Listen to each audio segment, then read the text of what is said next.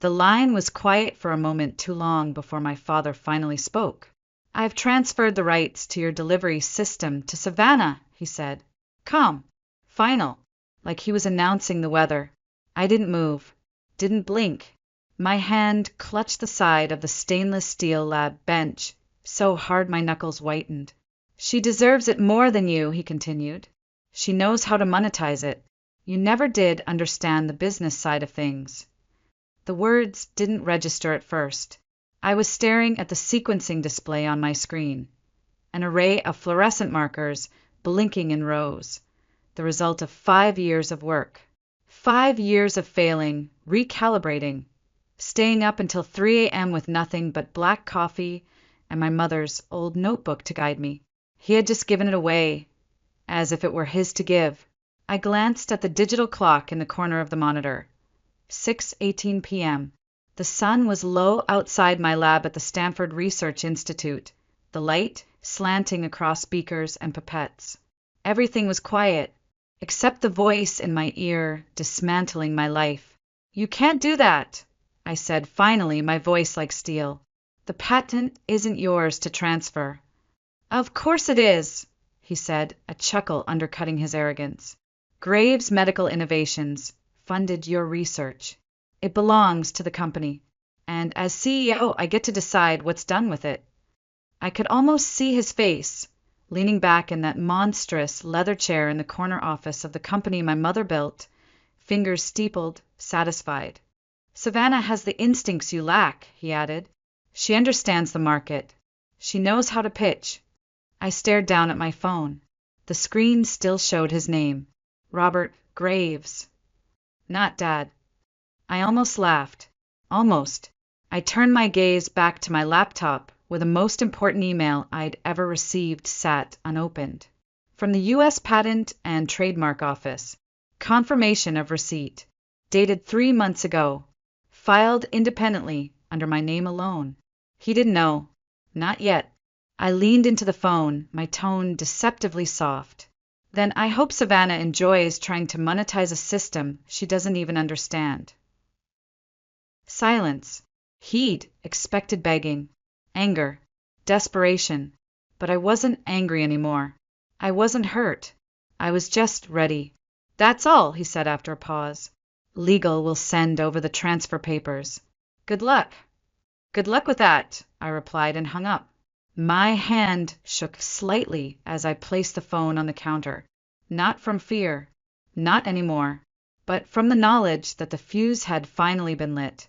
I grabbed my personal phone and typed a single message. He did it, just like we predicted. Sent.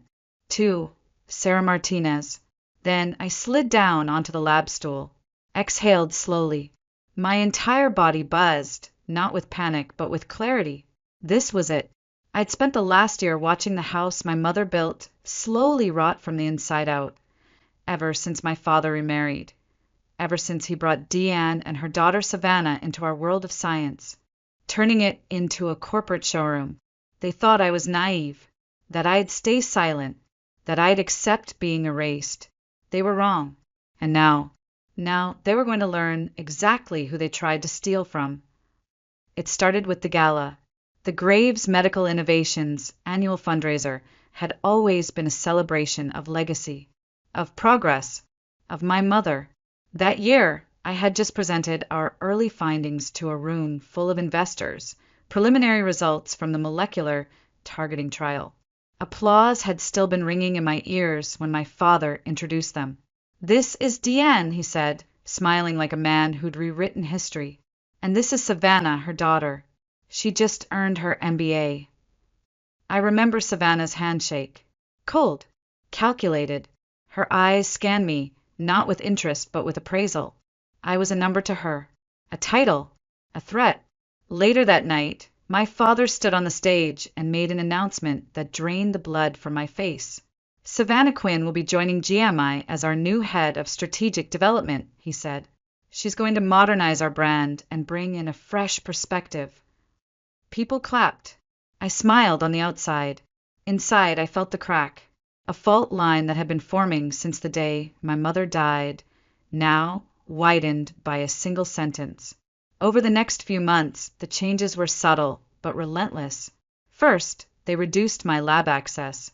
No official memo, just a quiet removal from shared projects, a denied badge scan here, a closed meeting door there. My research team, people I had mentored for years, were reassigned one by one under the guise of optimization. Then came the budget cuts. No explanation, just spreadsheets sent to my inbox with red lines through critical funding items, the centrifuge I needed, the new reagent trial phase gone. Savannah, meanwhile, strutted through the hallways of GMI in pristine white blazers and stilettos, armed with buzzwords and LinkedIn posts about breaking barriers in STEM. I tried to reach out. I invited her to the lab, offered to explain the protocols. Her reply? I don't need to know the science, Eleanor. I just need to know how to sell it. That night, I sat in my apartment and stared at my mother's old microscope. My nameplate from when she gave me my first internship still sat inside the case. I realized something. They weren't just pushing me out, they were preparing to replace me. That's when I called Sarah. We hadn't spoken in years, but she picked up on the first ring. Ellie, she said, it's been forever. I need a lawyer, I said. Someone who understands intellectual property and betrayal. Over the next few months, I did exactly what Sarah told me to do. Document everything. Every restricted login. Every deleted budget line. Every email Savannah sent with buzzwords that made no sense but carried the weight of corporate approval. More importantly, I began isolating the parts of my work that were mine. Truly mine. Experiments done off hours in my home lab. Protocols I had developed independently. Funded with my own grants. Every detail backed up, time-stamped, witnessed. I called the new project Heritage. A name my mother would have understood. Sarah helped me file the independent patent quietly, without GMI's name attached. As I sent the final batch of documents to the USPTO, I stared at the screen for a long time before hitting send. It felt like pressing a detonator, not out of malice, but survival. They took everything but my name. And now, that name was about to be the one thing they could never erase. The night I filed the patent, I didn't sleep. Instead, I sat in the dark of my apartment, surrounded by printouts, flash drives, and notarized statements. The weight of what I'd done hadn't settled yet. I wasn't afraid. I was bracing. Sarah had warned me, the moment they try to claim your work, the system will flag it. That's when we move. I didn't expect it to come so soon. 3 months passed quietly. I kept my head down, went to work, kept up appearances. Let them believe they'd won. Let Savannah keep strutting into meetings she didn't understand, nodding like she'd just solved molecular oncology with a branding campaign. Then, on a Thursday afternoon, ironically, the day of my mother's birthday, it happened. A notification popped up on my screen. Urgent. IP transfer legal documentation attached. I didn't even open it. Instead, I forwarded it to Sarah with one line, showtime. I packed my things in silence. The lab was empty, it always was now. No one invited me to meetings anymore. No one asked for my input. Even the interns had stopped making eye contact. I wasn't bitter. I was invisible by design. They thought I'd given up, which was exactly what I needed them to think. By the time I reached Sarah's office, her team had already taken over the glass-walled conference room. Timelines lined the walls. Charts, diagrams, email threads. Months of preparation laid out like a war map. Sarah looked up, calm as ever. Right on schedule, she said. I dropped my laptop bag onto the table. Did they really think they could get away with this? She gave a wry smile. They still do. As we reviewed the submission data from GMI, it was almost comical. They had tried to backdate the internal documentation, list Savannah as co-developer, even cite company funding for trials they hadn't approved. All of it sloppily fabricated, a lie stacked on top of arrogance. And then came the cherry on top. Sarah handed me a manila envelope. You're going to love this. Inside were printouts of Savannah's credentials, or rather, the lack thereof. She's not just underqualified, Sarah said. Her MBA program? Not even accredited. The university was flagged last year for falsifying transcripts. I shook my head slowly. She's going to walk into a federal hearing and try to explain gene-targeted drug systems with a fake degree. She'll implode, Sarah said. But your father's the real story here. The CEO who tried to transfer a patent he never owned. USPTO doesn't take kindly to fraud. My phone buzzed. It was Savannah. Again.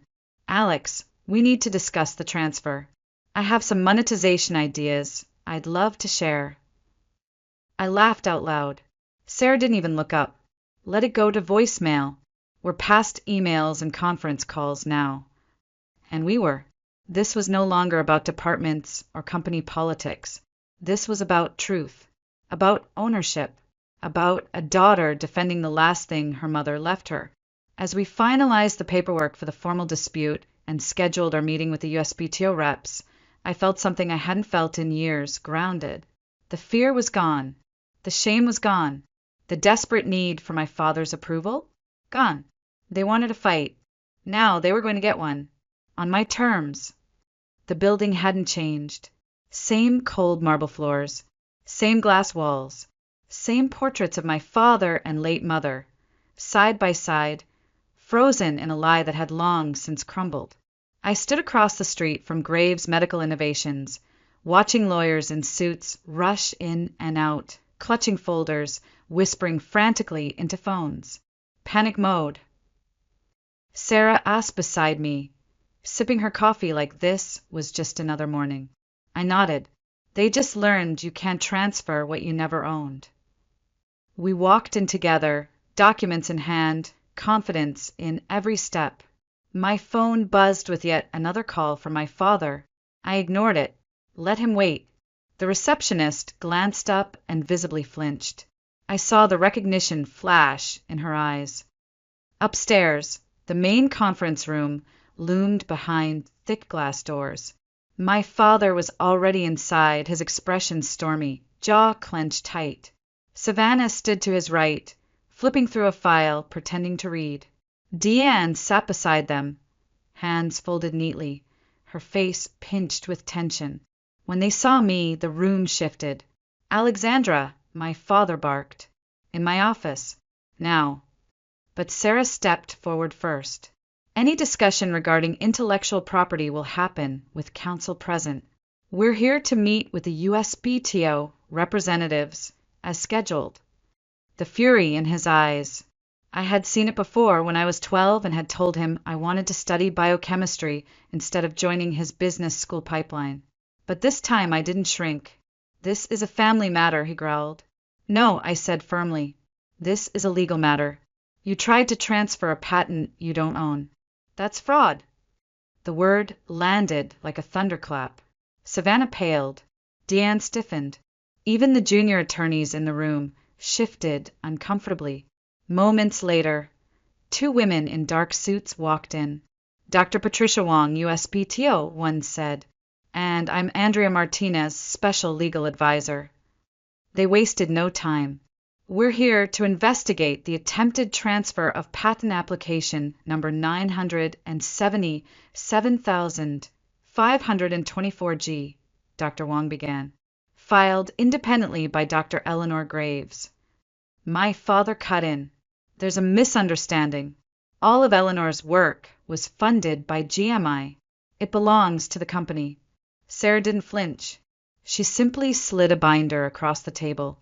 This contains documentation of all independently funded experiments, verified lab logs, and third-party notarized research entries. None of the breakthrough phases were conducted under GMI's oversight.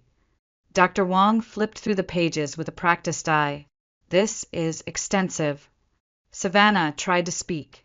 But my MBA I was supposed to help commercialize from an unaccredited institution, Andrea Martinez added, which raises questions about the company's due diligence in attempting this transfer. I turned to Savannah. Tell me, since you're so qualified, can you explain the molecular binding mechanism behind the delivery system? Her lips parted. No sound came out. My father stared at the table. The silence thickened. Dr. Wong closed the binder. Attempting to transfer a patent under false ownership is a serious federal offense. I was trying to protect her, my father exploded suddenly. She's brilliant in the lab, but hopeless with business. Savannah was going to help her. By stealing her name off the file? Sarah asked, voice smooth as glass. By erasing her completely? He looked at me now, desperate. We're a family. We can fix this. You stopped being my family the day you chose a stranger's ambition over your daughter's truth. I pulled a folder from my briefcase and placed it on the table. Effective immediately, I withdraw from GMI. I founded my own firm, Gravitas Biotech. The research, the patent, the future, they go with me. The room froze. Savannah stared. Deanne gasped softly. My father reached for the papers, fingers trembling. You won't survive on your own, he muttered. I smiled faintly. We'll see. The next morning, I woke to chaos. Emails, missed calls, texts piling up like a blizzard. A notification from a biotech news feed nearly made me drop my coffee. Breaking. GMI unveils groundbreaking drug delivery system, led by Savannah Quinn. I blinked, then clicked play on the live stream. There she was, Savannah, in a white lab coat that looked freshly purchased and barely worn, standing at the GMI press podium like a child in costume. Behind her was my father, beaming, his arm resting casually on the podium like this was just another corporate win. Our new proprietary drug delivery system, Savannah read stiffly from cue cards, uses advanced molecular targeting to deliver therapeutic agents directly to disease sites, minimizing impact on healthy tissue. Those were my words, word for word, from the patent application I had filed 3 months ago. Sarah burst into my office mid-sentence. Turn on the news. Now. I already did, I said flatly, eyes still locked on the screen. This is patent theft on national television, she hissed. We're filing for an emergency injunction. Now. The next 12 hours were a blur. Sarah's team filed motions at lightning speed. We pulled together every shred of documentation. Lab footage, time-stamped files, backup logs. By sunset, I had a formal meeting with an FDA advisor who had followed my work since its infancy. You're not the only one shocked by this, he said. But trust me, the scientific community pays attention. Not fast enough, I said. They've already poisoned the narrative. The media's calling her a visionary. Then it's time you stop being quiet. Sarah stood in the doorway, holding out a tablet. Wall Street Journal. They want your side of the story. So does Biotech Weekly. You tell your story now, Eleanor, or they win. For years, I believed my work would speak for itself, that the purity of the science, the data, the truth would be enough. But not this time. This time, silence would be complicity. That evening, I sat down with a reporter from the journal. I told her everything, not just about the research, but about my mother, about GMI's origins, the years of silent sabotage, the power plays. I showed her emails, timelines, footage. I explained the delivery system in plain English because I understood it. I built it. By dawn, the article was live. Theft in the lab. Daughter claims GMI stole her cancer research for profit. The biotech world exploded. Within hours, researchers I'd never met were reposting the article. Former colleagues shared my evidence. Some even admitted they'd seen similar things happen in other companies. Women's work pushed aside, credit handed to those with louder voices or richer bloodlines. Savannah tried damage control. She scheduled an interview with a lifestyle podcast. It backfired spectacularly. When asked about the research process, she blanked. The host, clearly flustered, asked if she could explain how molecular binding works. Well, it's like Uber for medicine, she offered, smiling weakly. It was over. By nightfall, GMI issued a statement clarifying that Savannah had led the business side but was not directly involved in scientific development. The market smelled the blood. Stocks dipped, then dropped, then nosedived. I was in the lab, watching my team prep early-stage trials when the phone rang again. This time it wasn't Savannah. It was Deanne. "You're destroying your father!" she snapped before I could speak. "No," I said, calmly setting down my pipette. "He destroyed himself. I'm just making sure I'm not collateral damage." She faltered. "What do you want? An apology? A payout? Tell us your price." I looked around at the white boards filled with formulas, at the young women in lab coats pushing forward with real purpose, real science. "I want what's mine," I said. "No more, no less." The report from the USPTO dropped like a thunderbolt. Patent application 9777524G was lawfully filed by Dr. Eleanor Graves as an independent entity. Any attempts to transfer or claim ownership without her consent constitute patent fraud. Their words, not mine, and they weren't finished. The investigation, now under joint review by the FDA and Department of Commerce, unveiled far more than just the attempted theft. It revealed a timeline of rush trials, falsified development dates, and internal pressure from GMI's executive board to move faster at the cost of safety protocols. That morning, I stood in my lab reviewing Phase 2 testing data when Sarah stormed in, breathless. "Turn on CNBC," she said, eyes blazing. The screen lit up with a live feed from GMI headquarters. My father stood behind the podium, shoulders hunched. His skin looked pale, sagging. Gone was the booming voice, the silver-haired titan of biotech. "I am officially stepping down as CEO of Graves Medical Innovations, effective immediately," he read from a statement. "Under my leadership, the company lost sight of its founding principles. For that, I take full responsibility." The feed cut away before the final sentence, but I didn't need to hear it. The damage had already been done.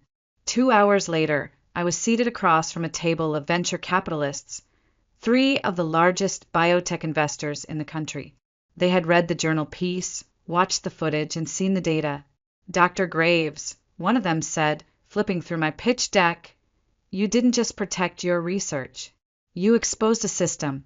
You're not just a scientist. You're the future of the industry." When I left the room, Gravitas Biotech had secured $50 million in funding. We weren't just surviving anymore. We were building. That evening, I received a text from Savannah. "Can we talk?" I nearly deleted it, but something made me pause.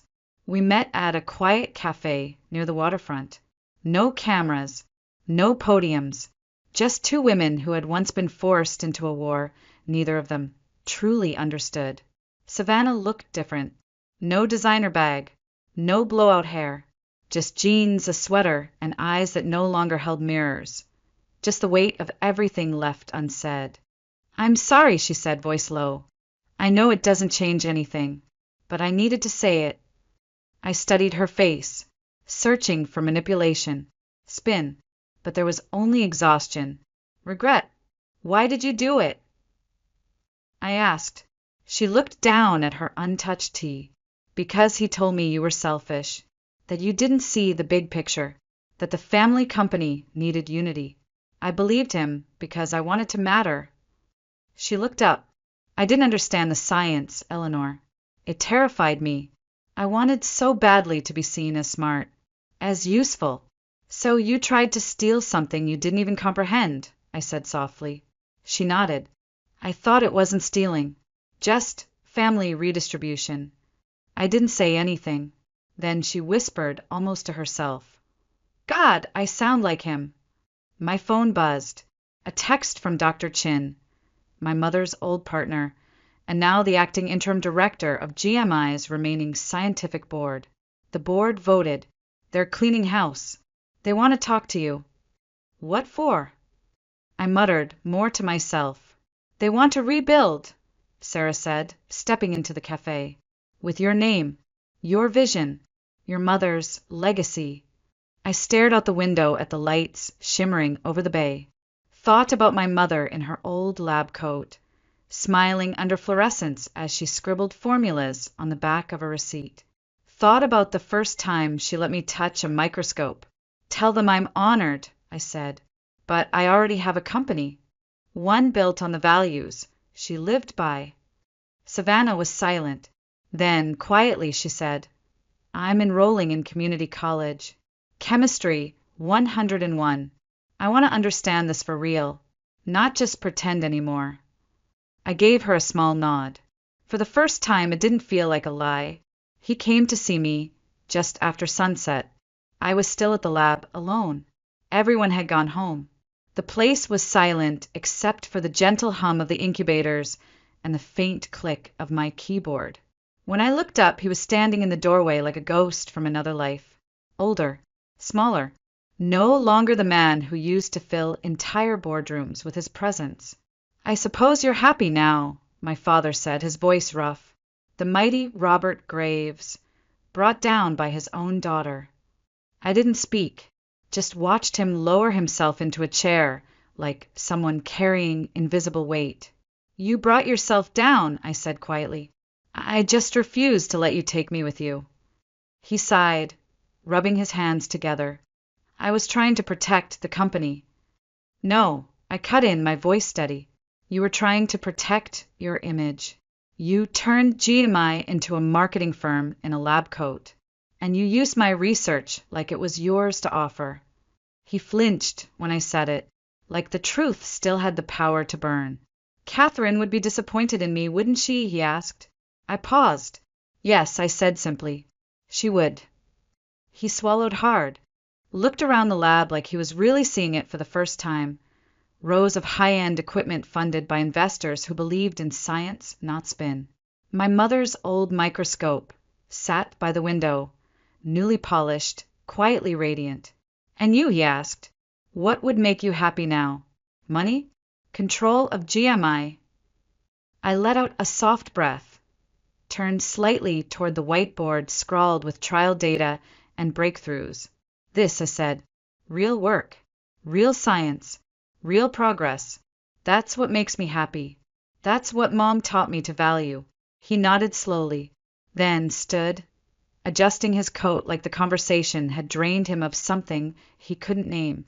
I don't suppose there's any way to fix this. I looked him in the eye for the first time in years with no fear, no need to be seen. Not between us, I said, but you can still fix yourself. Tell the truth. Stop pretending. Be someone Mom would have been proud of. He nodded once, then turned and walked out. The door clicked shut behind him. I stood there a while longer, just listening to the silence he left behind. And then I returned to my desk because people were still waiting for what we were building. Lives depended on it.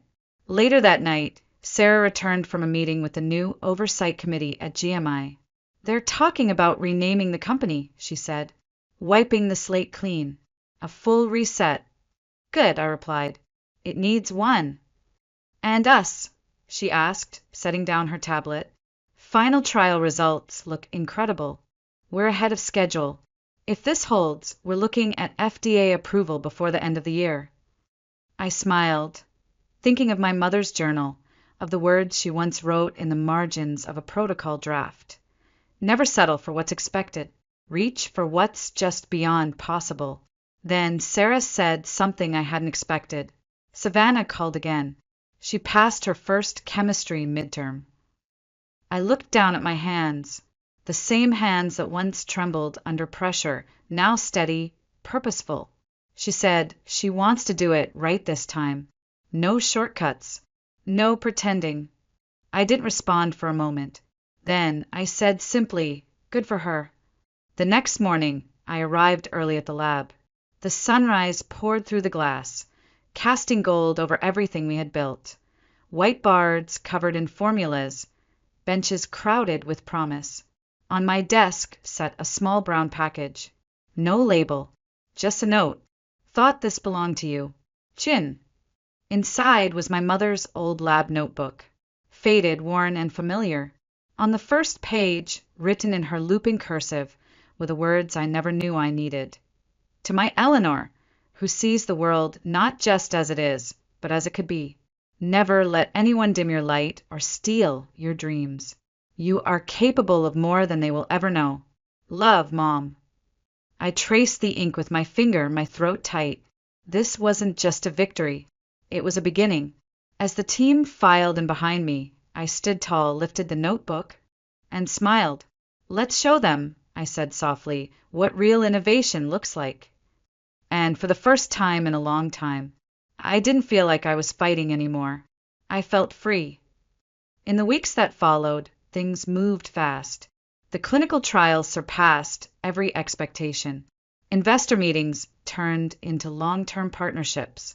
Gravitas Biotech wasn't just surviving, it was reshaping the future of cancer treatment. And the story? It had already taken on a life of its own. Interviews, features, panel invitations. But the part that meant the most wasn't any of that. It was the letters from women in STEM who had been silenced, from daughters who were passed over for sons, from strangers who had watched the press conference and whispered to themselves, I would have given up, but maybe I don't have to. I kept every single one, and every time I felt that old ghost of doubt creeping in, every time I thought of how easily things could have broken me, I opened my mother's notebook. Those words in her careful handwriting never failed to steady me. Never let anyone dim your light or steal your dreams. This wasn't about revenge anymore. Not really, because the best revenge was never about humiliation or power plays. It wasn't about lawsuits or public failures. The best revenge was becoming the woman they never believed you could be. The one who doesn't ask for a seat at the table because she builds her own. The one who turns betrayal into blueprint and silence into legacy. The one who doesn't just win. She redefines what winning looks like.